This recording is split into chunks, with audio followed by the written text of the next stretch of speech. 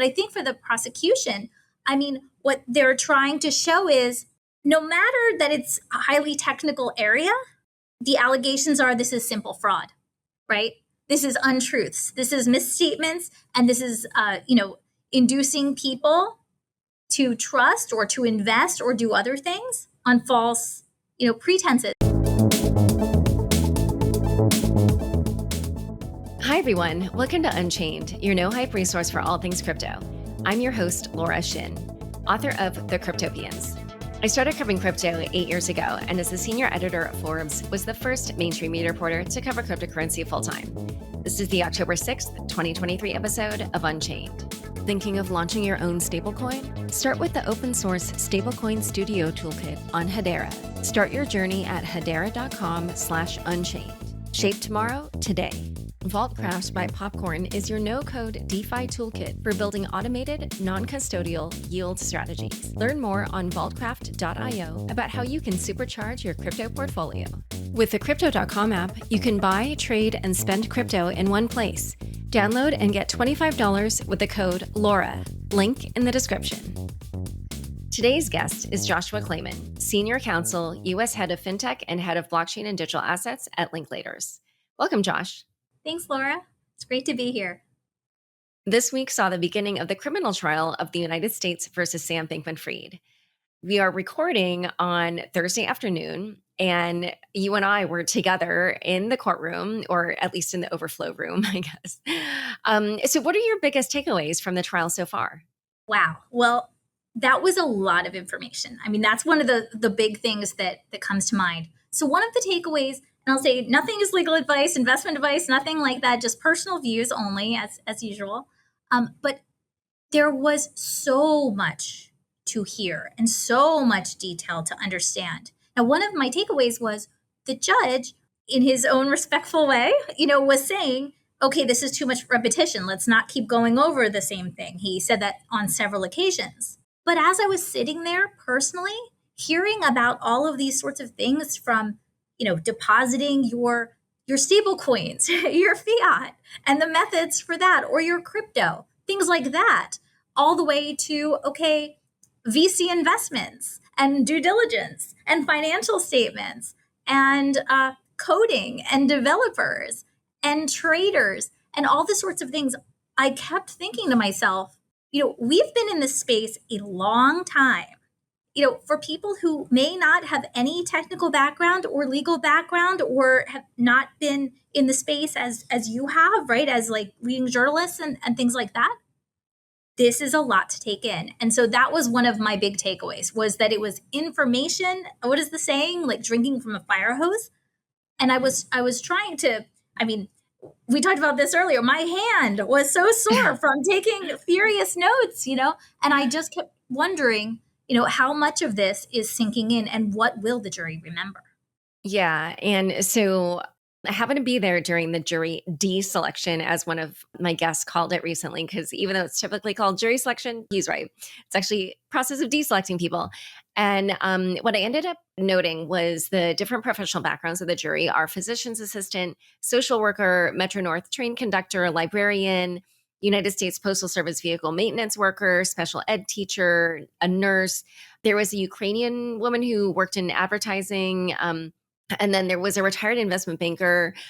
He's actually born in Hong Kong, and he's retired now.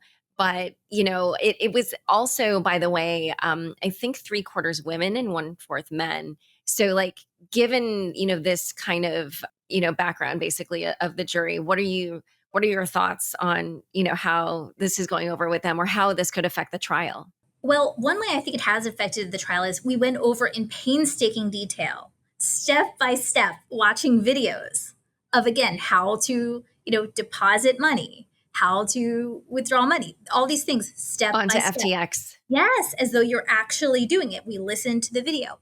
And so I think that was done to get to level set, really, to bring everyone up so that when they start talking about, okay, well, what was the balance in the account, right? We had the tutorial of how to pretty much create our account, right? And what to do. And things like, okay, you're going to send wire instructions to this named beneficiary, you got to get it right. And then lo and behold, that named beneficiary keeps coming up again and again because it's actually an account owned by Alameda, right? So I think that's part of it, just the building blocks, the constant building blocks. But I think for the prosecution, I mean, what they're trying to show is no matter that it's a highly technical area, the allegations are this is simple fraud, right?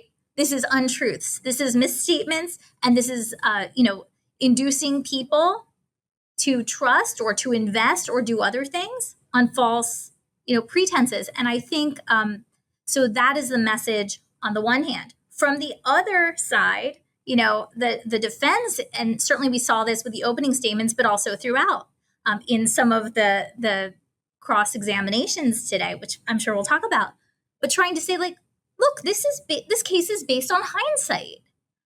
Just because FTX went bankrupt, just because all these things happened, that doesn't mean that there was fraud involved. That doesn't mean that there was conspiracy, because guess what? The whole digital asset space was going through crypto winter, and we had all of these other events. So, and maybe we'll go into some of the statements about, bulletproof and things like that popped up. But there were some notable quotes, and some of them were pretty surprising today. Yeah. So just so I know you weren't there the day that they gave the opening statements, which was Wednesday. But I know you did read, a little transcript that I was able to send you. So just from that, like, what was your take on the opening statements of the prosecution and the defense? I think, as I kind of said, like, they're trying to simplify it, right? They're trying to say, like, look, SBF was larger than life. He was living in a $30+ million penthouse, right? You're talking about the prosecution. Yes, exactly. The prosecution was trying to show this, this is a person, this being broadcast into your living room, the person who positioned himself as being, the face of crypto, and you can trust him, and the adult in the room. And yet in the prosecution's view, it was all a lie. So trying to give that kind of simple message without going into so much detail. For the defense, as I mentioned, a lot of it was saying this is a backwards looking thing, but also saying, like, look at who is testifying. Look at who these alleged co-conspirators are. They're people who got deals, right? And you need to think, jury, about why they might be testifying in a certain way. And I think another thing was, and this has been something that the defense has been trying to show, is, look, there was no intent. Like, there was no fraud, and there was no fraud also because there was no intent to defraud, right? Like, the things that are being alleged by the prosecution, the defendant thought were legal. For example, loans from FTX to Alameda, things like that, where there was reliance upon other people who were more knowledgeable in that area. So I think that's what I really took away from both of those, the opening statements. They were both impassioned, of course. Yeah. And just one thing that I wanted to clarify, because I saw some of the other media accounts didn't have this nuance, but about whether or not there was ever a plea offered to SBF. I saw some of the other media were saying that the government never offered a plea deal. However, there was a nuance there, so it's not quite accurate. Basically, at the beginning, the government said, we would like to put on the record kind of like what happened with a potential plea deal. And they said that basically shortly after SBF was charged, the prosecution did raise the possibility of plea discussions with the defense, and the defense refused.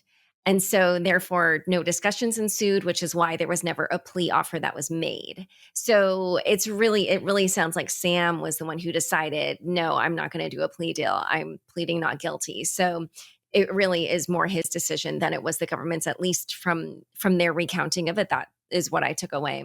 Let's now just jump to the first witness, which was a customer of FTX. He said that he had lost, I think, because he was a British, he's actually Parisian, but he lives in London. And so all of his, I think, or not all literally, but some, his account balance was likely in British pounds. And converted, I think it was like between $140,000 and $150,000 that he lost.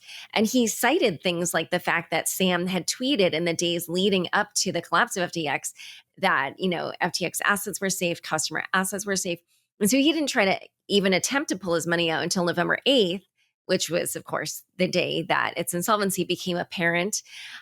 So I wondered what your thought was about the selection of this person as the first witness.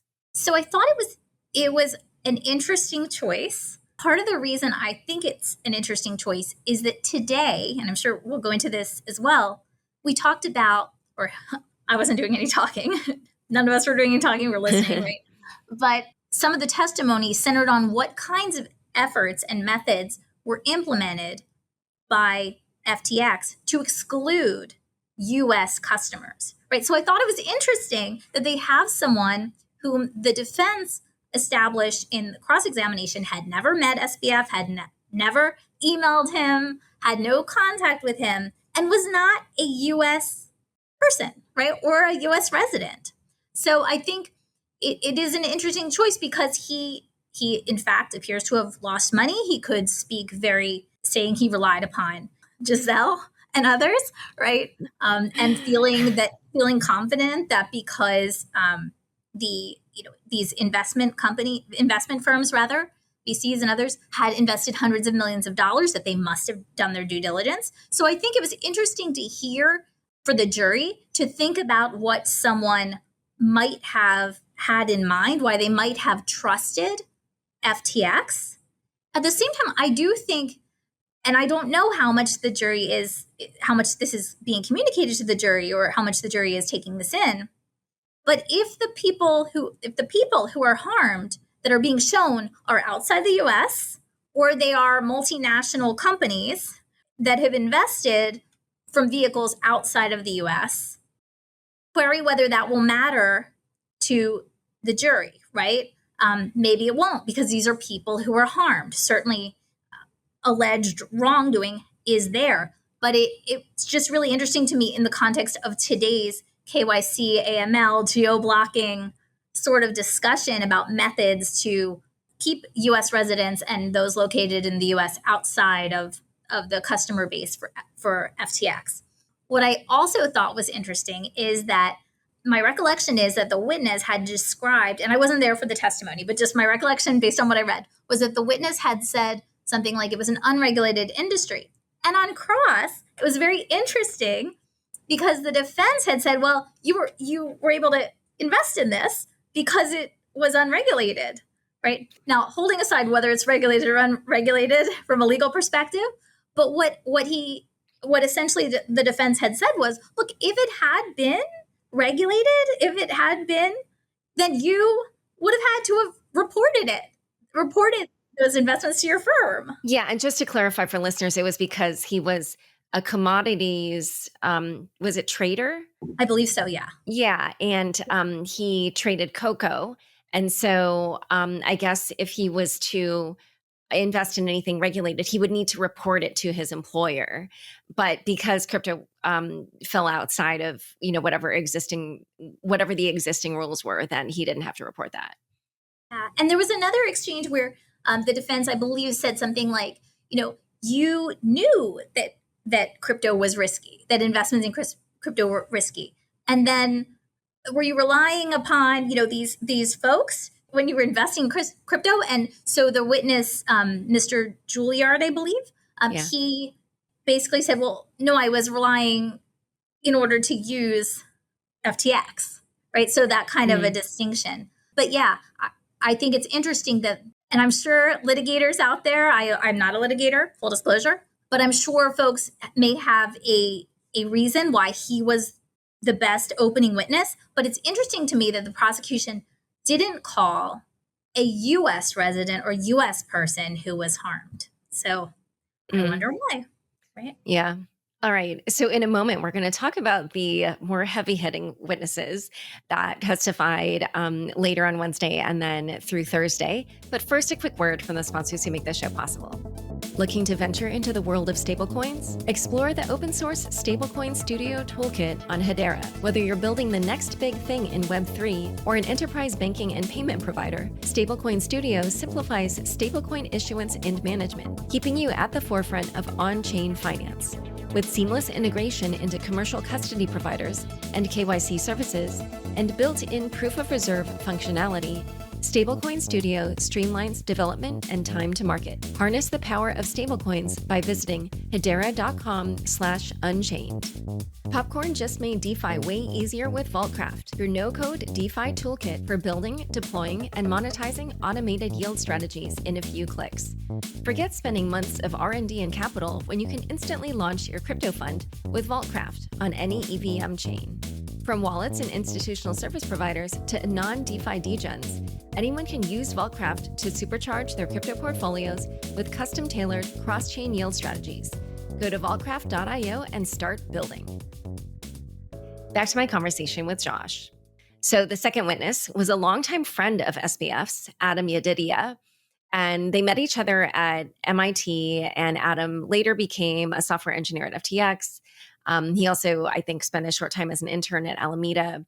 And he talked about the fiat at FTX.com account, which it was discovered had a bug. Tell us what happened here and what your takeaways were about this incident and why they brought it up. Sure. So this came about after we had the building block videos saying, like, here's your balance, here's how you get your money into your account, right? And so lo and behold, as we're going through all this, we don't quite realize that this one account is owned by, that is the beneficiary account, is owned by Alameda. Why does this matter?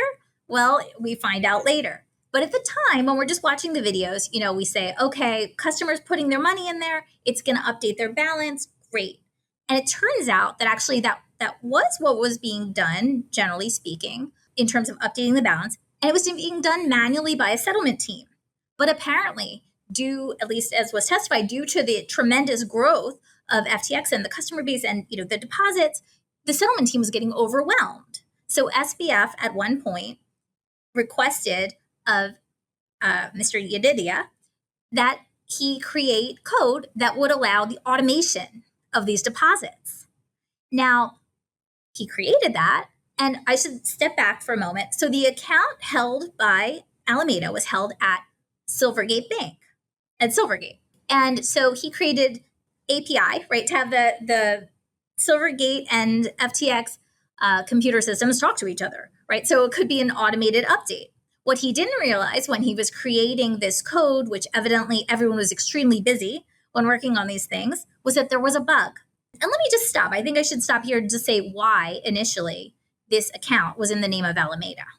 It was in the name of Alameda Research because FTX was having trouble getting a bank account. And we later learned in later testimony that actually Alameda Research allegedly was named Alameda Research. We learned in Gary Wang's testimony to have banks not realized that there was involvement with crypto and trading. I think there was, we can go into that in a little bit. But basically, so they were using this bank account. And the idea was that when the money came in, it was the customer money was going into this account held at Alameda.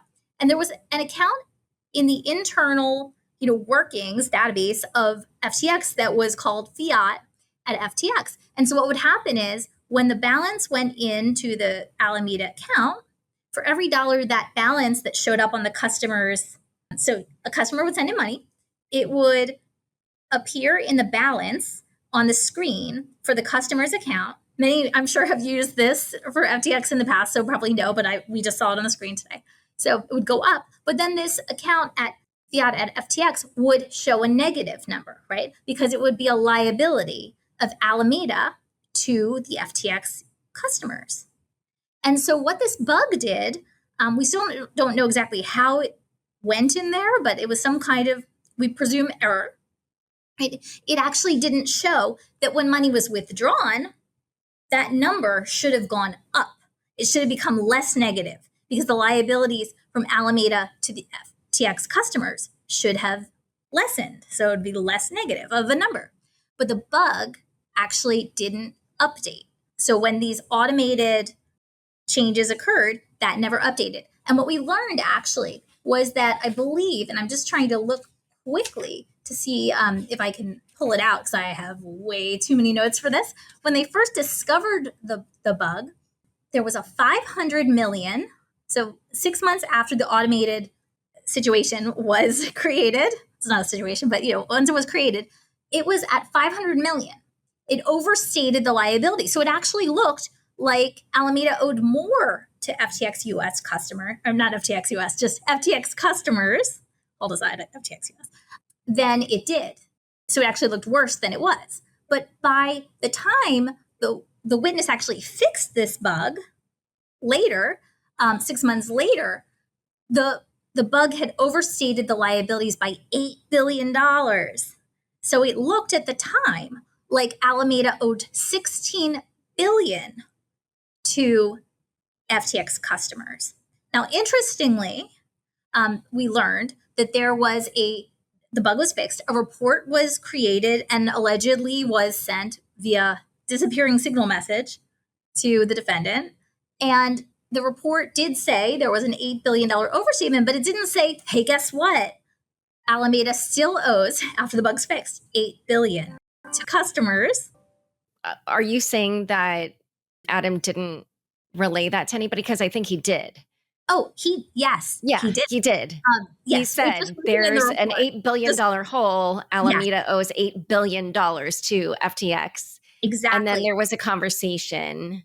Exactly. And actually a lot of time, yes, he absolutely did say that. It was brought out by the defense that wasn't in the report, that right. Okay. That remainder. But yes, so the prosecution and the defenses came up in both instances was focused. We even saw a picture of this paddle tennis court, in where they had this discussion where basically, I guess after discovering that there was this $8 billion owed, Adam Yedidia, he was concerned because, as he said, it was like an extremely, large amount. Yeah. He said, basically, are we okay, right, about this $8 billion? To which it was reported that SBF said, well, we were bulletproof last year. We were bulletproof but not last year. Bulletproof not this sure year. that we're bulletproof this year. And it was later phrased when it was rephrased in other testimony, it was later phrased as we're not bulletproof anymore. And so Adam Yedidia asked SBF, how long until we're bulletproof again? And SPF reportedly said 6 months to 3 years, he thought. And so this, they made a lot of detail about this, and the demeanor of SPF, and that he seemed concerned, and that Adam, who had known him for many, many years, said it didn't seem like his normal demeanor. Now, later on, what's really interesting is that the defense revisited this and said, you know what? Do you really know? Do we really know what bulletproof meant? Could it have meant, like, look, we had the collapse of Voyager, we had Three Arrows Capital, we had all this stuff going on, crypto lenders were in distress. Could that have meant, could anyone have been bulletproof? I'm simplifying this because there were many, many objections that were sustained and things like that. But yeah, I think that was objected and sustained. Yeah, exactly. Yeah. But there were a lot of things like that where they were trying to plant that seed. And then on redirect, this was brought up again, and the prosecution had Adam make clear that actually, no, this was right after I asked specifically about the $8 billion. And so there were a number of things like that, and a number of really surprise statements. There's so much to talk about. I don't even. So let's skip to Gary Wang, because he's the co-founder and CTO former of FTX. And I was really surprised by one particular thing in the beginning, which was literally in the first, 1 or 2 minutes of his testimony, the prosecutor said, did you commit financial crime? And he basically just right out of the gate said, yes, wire fraud, securities fraud, and commodities fraud. And then I did get one quote, which was, he elaborated and he said, we gave special privileges to Alameda Research to allow it to withdraw unlimited funds from the platform and lied about it to the public. So, though that just really set the tone for his testimony. Talk a little bit about what your main takeaways were about Gary Wang's testimony. So one was his demeanor. He seemed kind of happy. I mean, I don't know him, but it didn't seem like he was like, oh, like this is horrible that I'm up here. I mean, when he had to identify the defendant, he was standing up and looking, and I just think that was surprising to see. Just his demeanor was, in my view, quite calm, unless he was projecting something otherwise. I think some of the takeaways, like you said, the preferential treatment, he emphasized, it was written into the code. And when he talked about the different kinds of preferential treatment there were, he mentioned, for example, they had the ability to make unlimited transfers and withdrawals regardless of what was in the Alameda bank account, so they could have a negative balance. And they also said, he said, by the time of the FTX bankruptcy, Alameda had withdrawn $8 billion, right? There's that number again. And then with a line of credit, this was another thing in terms of the preferential treatment. So he was asked, what would a normal line of credit be for the market, a market maker? And he answered it would be in the single or to double digits of millions, right, for a line of credit. And what was Alameda's line of credit? $65 billion. Okay. And then also, so Alameda didn't need to post collateral. Evidently, Alameda had the ability to trade slightly faster than other market makers. And yeah, there was just really interesting things. And of course, he said the advantages were not disclosed to the public. Yeah. And he talked about they could even see into the order books, I think, a little bit to get ahead of people for trading. Yes. Yeah, actually, one other thing, talk about drama, because Gary actually spoke rather quickly, I found. Yes. And so this point about the $65 billion line of credit versus for the other market makers, initially what I heard was that Alameda had a $65 billion credit and the other market makers had lines of credit that were in the single digit to double digit billions. That's what I thought he said. And That's so what I thought they he said had, at first too. yeah. And I remember thinking, wow, like that's crazy. But then when it got clarified, I was like, oh, okay, that makes a lot more sense. Cause I was like, why would you just allow, I don't, anyway. So the point is, but then it became, I remember writing in my notes, like, wow, in all capital letters when it got clarified what that really meant. So one quick thing I wanted to do also, because I totally forgot to mention this about Adam Yedidia, but the final point, so basically there was the cross-examination and then the prosecutors got to go again. And, because I think the cross-examination was like, hey, you found out in June that Alameda owed $8 billion to FTX. Why didn't you leave then? And so then when the prosecution went back, he revealed that the reason that he finally resigned in November was that because he found out that Alameda had used FTX customer funds to pay back its lenders. And back in June, he had thought Alameda had the money to pay FTX customers. But upon realizing that they had to use the FTX customer money to pay their own lenders, that's when he realized they didn't have any money. And so that was why he didn't leave right away, because he thought they had the ability to pay it back, but they had borrowed it. And then he realized, oh, they don't have the money. So any last thoughts that you want to make? And we can throw in anything about Matt Huang here as well, if you want. Sure. So there were so many interesting points of the day. But one of the things I thought was really a strange choice was that on multiple occasions, the defense counsel for SBF was trying to get Adam to agree that FTX was like the New York Stock Exchange. And I realize this is not part of the case here, because we're not questioning whether it's securities or like what these mechanisms are. But I just thought that was a really interesting choice given the backdrop of market structure and other types of conversations that are going on, to continue to draw this distinction or this comparison to the New York Stock Exchange. I think also the witnesses today struck me as, I'm not a juror, but they struck me as really credible. Even in one instance where Adam Yedidia apparently misspoke during the first day of his testimony when he said he had not received a subpoena, when he had the chance to correct that, he did. And he said, I'm really sorry, right? And it was credible. And frankly, the way, I don't know if it's because he's a developer or he just is a really naturally great witness, but he was really parsing the answers to the questions, but it didn't come across, at least to me, as though he was trying to be difficult. It literally seemed like that was his personality, and he was trying to, give the exact right answer.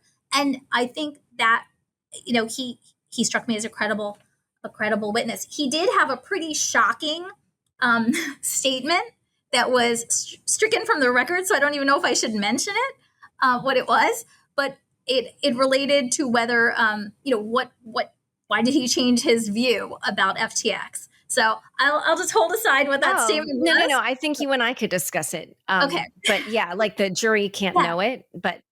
Oh, I guess that's true. Right. So when during redirect, because the defense had tried to say like, okay, so really after having a conversation with this other trader about a conversation that she wasn't even at about, the use of customer funds, that's when you decided to quit, right? And not when you found out there was $8 billion owed. And that's when it went into the part that you were talking about, Laura, where he said, well, I thought they were still available, right? Yeah. He was later asked by the prosecution, why his opinion of FTX changed. And because he had thought it was, a great company. And he said, FTX defrauded all of its customers. And of course, the prosecution said something to the effect of, we weren't aware that was going to be his answer. Like, we can strike that from the testimony. But I mean, it was really quite heartfelt when he said it. It appeared to be. And so that was one of the shocking points. I think with respect to Matt Huang, I think he was very, in my view, very well prepared. It was really interesting that they had identified as risks some of the very things that are coming out now about the relationship, the interconnectedness between FTX and Alameda, and that he allegedly had received assurances from SBF and others that that relationship would be moving apart more. Right. And yeah, there was a whole email that Paradigm sent saying we have concerns about the relationship between Alameda and FTX, and exactly. Talked about lack of corporate governance at FTX. There were issues around whether or not different investors could have a board seat. There wasn't a board. All those kind of like just corporate governance standards were discussed in an email that they showed to the jury. Yeah, and actually, I wrote down what was in that. Do you want me to read it? Real Sure. Quick? Okay, yeah. So what was identified, it said governance, and because it was a bullet point, and it said, as we understand, FTX is effectively owned plus controlled by Sam, lacking more traditional corporate governance model, rights, etc. One example where this can negatively manifest with crypto companies is through, parentheses, unintended value leakage via FTT, Alameda, or some other mechanism. Like you, we place a asterisk, heavy asterisk, emphasis on alignment. As a shareholder, we'd want confidence that the value FTX creates accrues directly to equity holders. We're not suggesting that this isn't the case today, just that candidly, we aren't sure how to think about it yet. So these concerns were raised, and I think it was very compelling that ultimately, I believe it was, how much was the investment? $278 million was the total investment in multiple rounds, and that it was now worth zero. And you know what? Just one other thing about Adam Yedidia for a minute. We heard about how he had, he received a salary, and then he got a bonus, and then he had obviously still a salary, but then he got larger bonus, and he was investing it back into FTX, right? And that then at the end of the day, it's worthless. And now he is teaching high school math.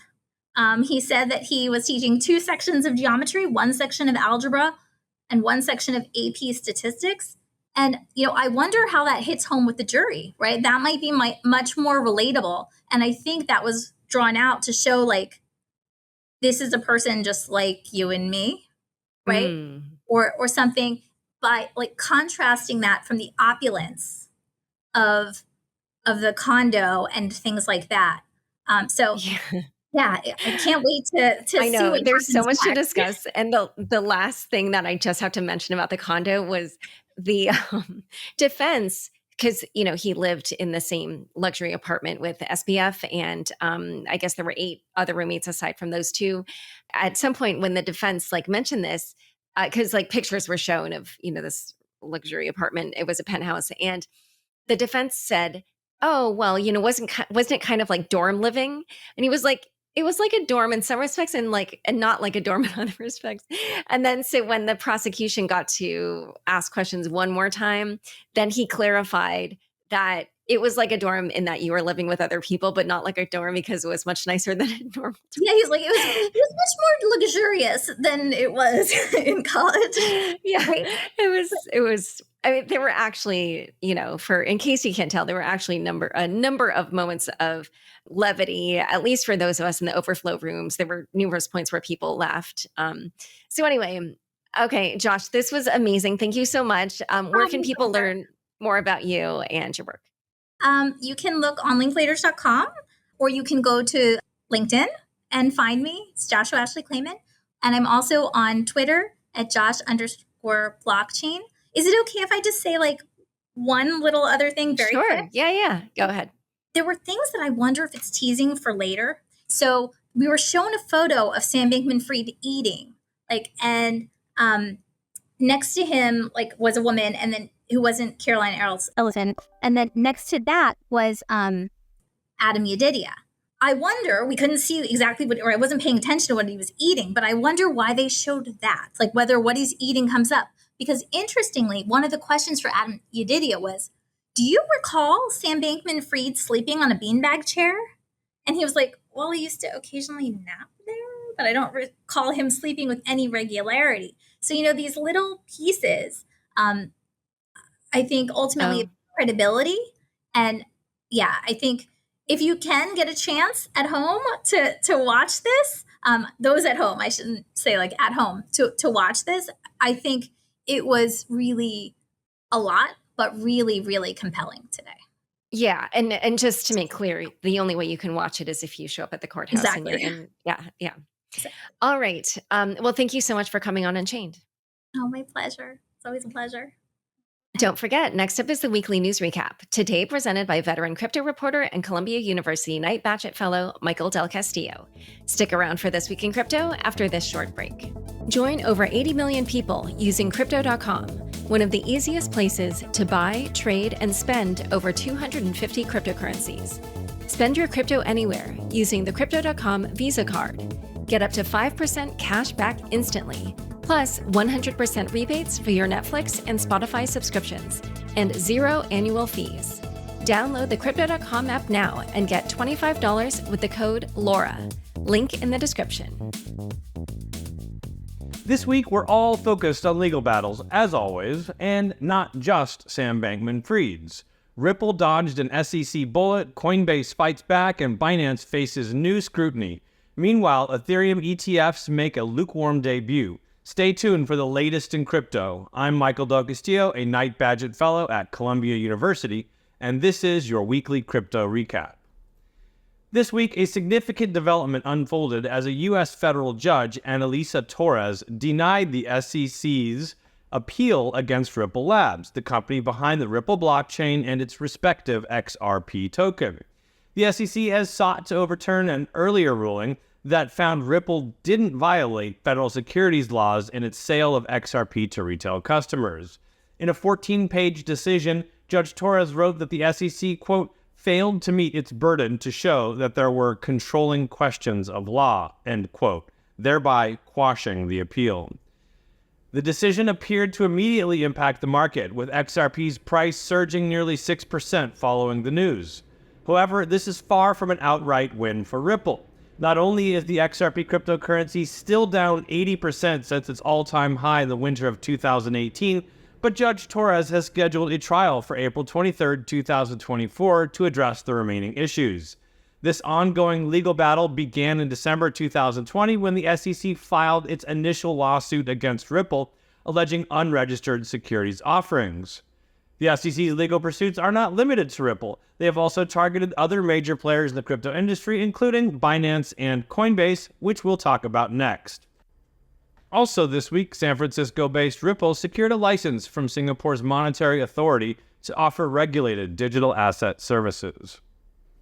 In another legal twist, the SEC has urged the U.S. District Court in the Southern District of New York to reject Coinbase's motion to dismiss the ongoing lawsuit against the crypto exchange. The agency, chaired by Gary Gensler, argues that its original complaint sufficiently establishes that Coinbase operated as a broker through its wallet application and that crypto assets offered are indeed securities. Coinbase's legal team contends that the SEC has overstepped its regulatory bounds and claimed the SEC labels as, quote, backwards, end quote. The regulator also cited a judgment by Judge Jed Rakoff, which dismissed Terraform Labs' motion against the SEC. Marissa Tashman-Koppel, senior legal counsel for the Blockchain Association, wrote about the issue on social media. Quote, the SEC ignores the realities of Coinbase's staking program and focuses entirely on a user's expectation of profits. This can't be the case, end quote. She further explained that Coinbase needs to reply to the SEC's opposition by October 24, and a court decision will follow, which could take some time. Binance, the world's largest cryptocurrency exchange, is under a new source of scrutiny. A Forbes investigation has raised questions by the company's 2017 initial coin offering, or ICO, of its Binance Coin, aka BNB. Contrary to CEO Changpeng Zhao's claims of raising $15 million, Forbes suggests the ICO might have garnered less than $5 million. The report claims that Binance secretly amassed 65 million BNB tokens. For context, that would be worth only $10 million at the time of the ICO. Now, it's worth a staggering $14 billion. Comparing the role BNB plays in Binance's business model to the role the FCT token played at the defunct FTX, the Forbes report also cites forensic analysis that indicates that Binance controls nearly 117 million tokens, or 76% of the total BNB supply, a figure that contradicts both Binance's claims and previous data analytics. At today's price, that would make Binance's stash worth about $26.6 billion. Adam Zarazinski, CEO of Inca Digital, told Forbes, quote, the dissemination of misleading information leaves the possibility for Binance to maintain an artificially high BNB price, end quote. One person who apparently didn't speak to Forbes, CZ himself, nor anyone else at Binance for that matter, which the Forbes report says did not reply to requests for comment. The legal complexities for the crypto industry don't stop with Binance either. Alex Mashinsky, the former CEO of the collapsed lending platform Celsius Network, which filed for bankruptcy last July, is set to stand trial on September 17, 2024. Mashinsky, who resigned following the company's bankruptcy, faces charges including wire fraud and conspiracy to manipulate the value of the native Celsius token.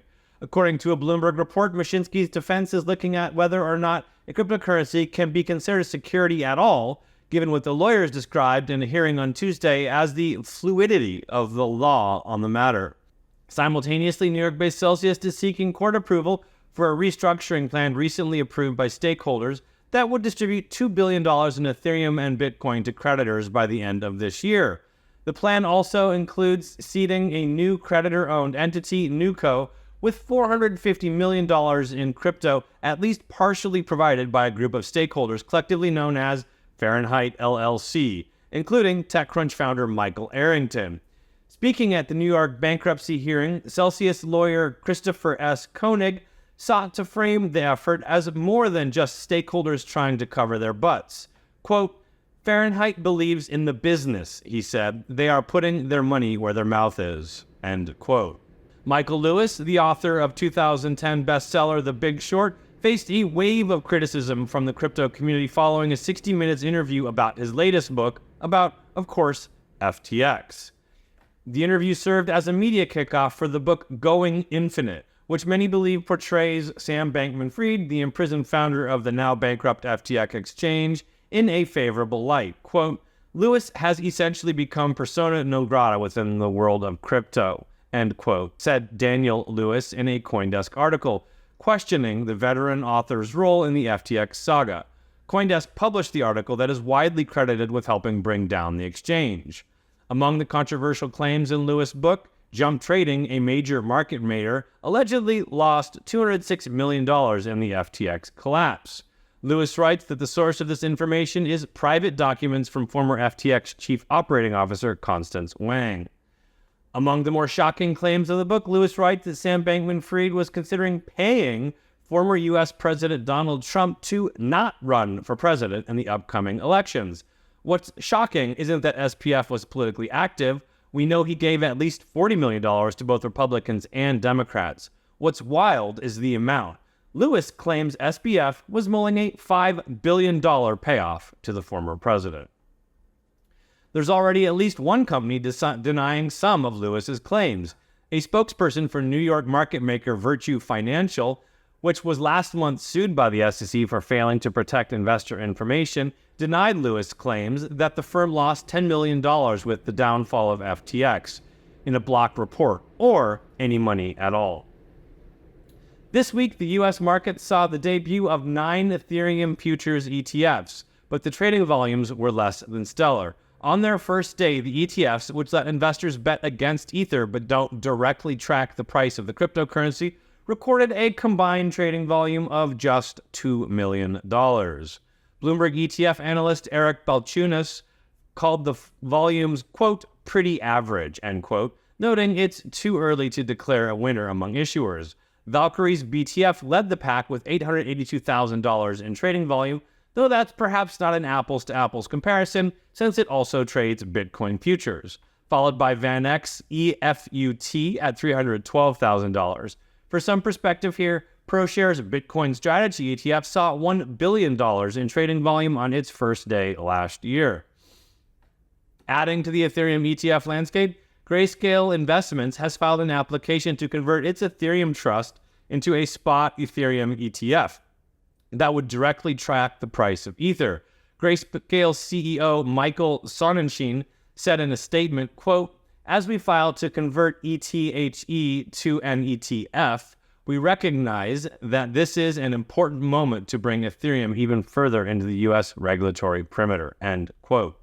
Speaking of ETFs, Michael Bednall, a former BlackRock executive, said the SEC will approve a spot Bitcoin ETF simultaneously to avoid giving any firm a first-mover advantage at the CC Data Digital Asset Summit this week. Steven Schoenfeld, CEO of VanEck-owned Market Vector Indices, concurred, suggesting approvals could happen within the next 3 to 6 months.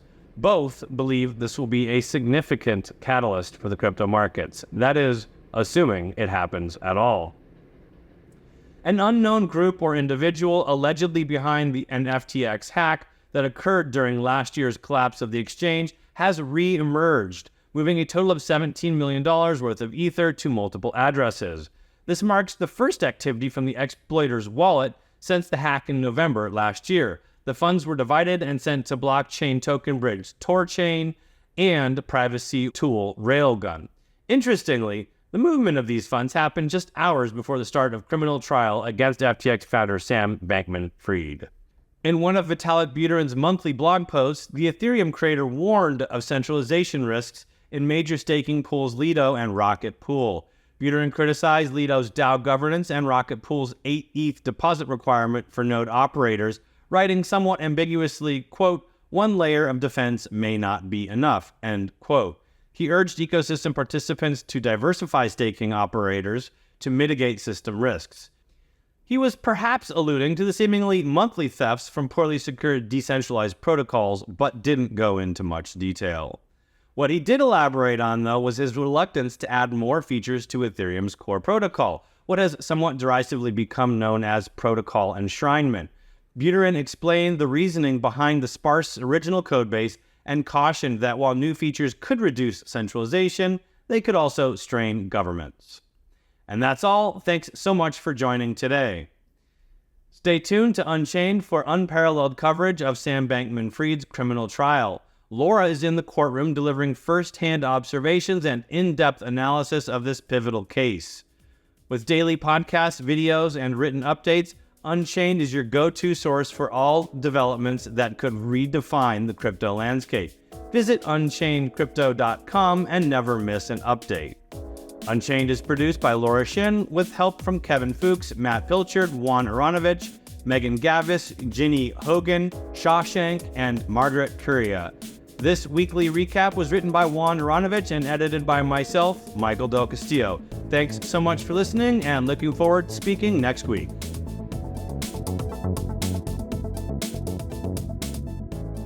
Unchained is now a part of the CoinDesk Podcast Network. For the latest in digital assets, check out Markets Daily, 7 days a week, with new host Noel Atchison. Follow the CoinDesk Podcast Network for some of the best shows in crypto.